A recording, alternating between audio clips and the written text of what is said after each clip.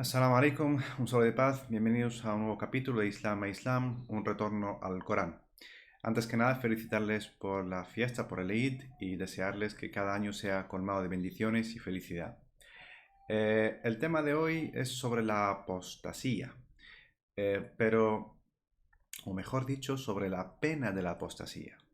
Pero antes de desarrollar este tema en breves minutos, me gustaría hacer una breve introducción. Vamos a hablar, antes que nada, de algunos sabios musulmanes que tienen un renombre universal, conocidos prácticamente en todo el mundo, porque han tenido han dejado una huella e ha influido en prácticamente en todo el desarrollo humanitario y científico a lo largo de los últimos siglos. Vamos a conocer a algunos de estos autores. Por ejemplo, tenemos al-Farabi. Farabi es un filósofo, un astrónomo, en fin, sobre todo es conocido por ser filósofo. Otros autores como por ejemplo Averroes o Ibn Rushd, además el cordobés, Razis o Abu Bakr al-Razi, el médico, filósofo también, astrónomo, eh, Jawarizm o eh, Abu Muhammad al-Jawarizmi, que bueno, saben que se le considera el padre del álgebra, eh, además de introducir una serie de elementos en las matemáticas que han impulsado el desarrollo de las mismas. Bueno, Avicenas, también el médico, el filósofo, el maestro para algunos, o el gran maestro para algunos, que es Ibn Sina, al-Hallaj, el místico, el que, bueno, el bien conocido también, ¿no?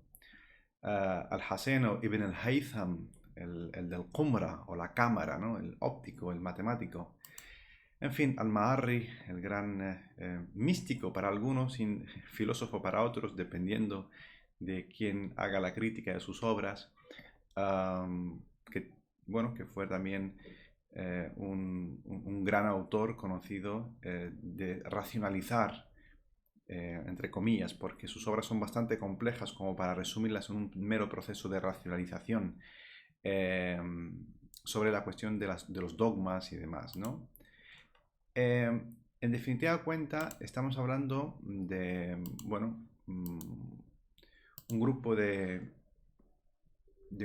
una larga lista de autores, poetas, matemáticos, físicos, eh, químicos, en fin, sociólogos, musulmanes, es una lista interminable, pero que todos ellos tienen una cosa en común.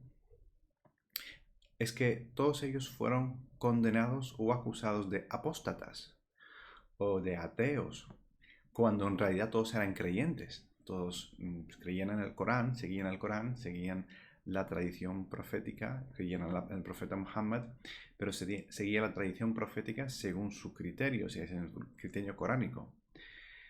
Pero ¿quién les acusa a todos estos sabios musulmanes de ser apóstatas? Pues el clero. Y ahora vamos a hablar sobre el concepto de la apostasía según el clero. Pero la pregunta inicial es, ¿el Corán habla de la pena de apostasía? Evidentemente no. La cantidad de leyes sobre las que habla o de las que hablan de la libertad de creencia y culto son innumerables. Hablan de la autorresponsabilidad, de que cada cual puede creer o dejar de creer o negar, que cualquier ajuste de cuentas es el día del juicio, que ni siquiera el profeta tiene potestad de hacer que la gente crea o deje de creer o obligarles a creer, como aparece en la ley coránica, dice, Lesta alayhim bimusaitir, tú no tienes potestad sobre ellos. Inna ilayna iyabahum, a nos han de regresar. Wa inna alayna hisabahum, y seremos los que establezcan el ajuste de cuentas. Esto y otras leyes como la ikrah fi din, no hay coacción en el din, en el sistema de vida no hay, de credo, no hay coacción de ningún tipo, ni física, ni de convicciones, ni ningún otro tipo de coacción. También hay leyes donde le dice, tú no podrás hacer que la gente crea según tu deseo. Bien. Muchas las leyes, cerca de 200 leyes, son los que hablan de la libertad de credo, la libertad de convicción y de la responsabilidad de los individuos por sus acciones y sus creencias. Por lo tanto, no hay un ente, según el Corán, que pueda obligar a la gente a creer o dejar de creer, o castigarles por creer o dejar de creer. Esto es según el Corán, y esto es lo que gran parte de los musulmanes han seguido a lo largo de la historia, pero ¿es así según el clero? Ese clero que sobre todo fue desarrollado o asentado del todo, fue empoderado después del califa al-Mutawakkil Billah, el califa Abásida, que una de las cosas que le caracterizan es que suele inventar relatos, los atribuye al profeta para darles legitimidad y darles una carga argumental ante la opinión pública musulmana e imponer su criterio aunque tenga que anular a leyes del Corán a través de la teoría de la abrogación de la que ya hablaremos. Este clero sí, efectivamente, ha creado una norma o una ley, un reglamento que efectivamente llama que apostatar o dejar de ser creyente o dejar de ser musulmán supone una condena que implica una pena, la pena de muerte. ¿En qué se han basado? Pues en relatos, sobre todo en 3 relatos, pero uno que es el que más se recurre, un relato inventado siglos después del fallecimiento del mensajero, pero atribuido falsamente a él, donde dice: aquel que cambie su religión, matadle. Algunos intentan justificar que ese cambio de religión implica un cambio político o un cambio digamos, de pasar a ser enemigo de la nación y demás, cuando en el fondo no, el relato habla claramente de que es un cambio de convicción, de credo. Este relato evidentemente es falso, pero el problema no es que solamente sea falso, es que anula a decenas, más de un centenar de leyes del Corán. Para que se pueda llevar a cabo esta exégesis o esta interpretación, habría que anular una gran parte del Corán. Y efectivamente es lo que el clero llama a hacer. A través de la teoría del nasikh o el mansukh o la teoría de abrogación, llaman a anular gran parte del Corán para imponer esta ley, que es la pena de muerte por apóstata. La creación de esta ley tuvo un fin político en su momento para desacreditar la oposición política, pero también la oposición ideológica. Bien, por eso todos estos sabios, Averroes, Al-Farabi, Al-Kindi, etcétera, etcétera, etcétera, todos estos sabios musulmanes fueron condenados por apostasía. Muchos fueron perseguidos, algunos fueron ejecutados, otros como Averroes fueron exiliados a Marruecos o al norte de África y quemados sus libros.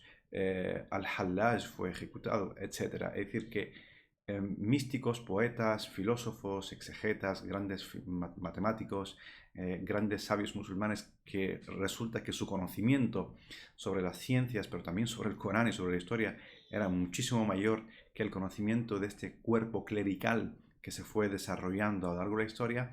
De hecho, en muchas de las acusaciones que se hace a los autores, se da a entender que el acusador o el que está acusando no ha entendido el significado del texto de la persona acusada, es decir, porque su nivel intelectual tiene muchas carencias como para comprender qué es lo que quiso decir el autor.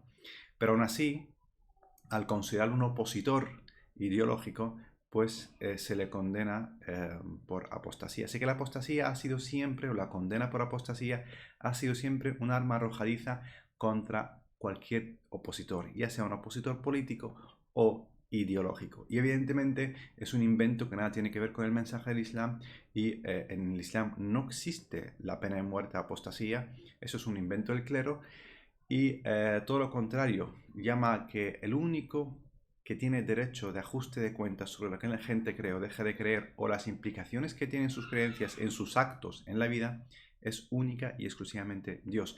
Pero esta potestad exclusiva de Dios, evidentemente el clero no le permite tener control sobre la gente, ni tampoco que sea instrumentalizado por el poder político para que también legitime la opresión sobre las opiniones contrarias. Y esto ha sido una constante prácticamente desde hace más de 1000 años. Así que todos los musulmanes que han aportado grandes ideas a la humanidad han sido acusados en gran parte por el clero por ser apóstatas. Algunos fueron llegados a ser condenados a muerte. En conclusión, si preguntamos, ¿en el Islam existe apostasía? En el Islam coránico, desde luego que no. Todo lo contrario. Es decir, aquellos que seguimos creemos en la revelación coránica, negamos de que haya una condena de pena porque el único ente que tiene potestad de juzgar a la gente por sus creencias es única y exclusivamente es Dios y será el día del juicio. No en este mundo. Así que en este mundo ningún ser humano tiene potestad, ni siquiera los profetas ni los mensajeros, tiene potestad sobre la creencia de la gente. Así que la respuesta es rotundamente: no existe pena de muerte por apostasía en el Corán ni en el Islam. Este es un invento más del clero y no tiene nada que ver con el mensaje de la revelación. Espero que se haya, digamos, entendido este aporte de algunos datos sobre la apostasía en el Islam, y nos vemos en un próximo capítulo. Por cierto, aquellos que queréis también relacionado con este tema, pueden ver por qué no hay clero en el Islam en uno de los vídeos publicados en este canal. Si os ha gustado este capítulo, no olviden suscribirse y compartir con vuestros contactos. Un saludo de paz. Wassalamu alaikum.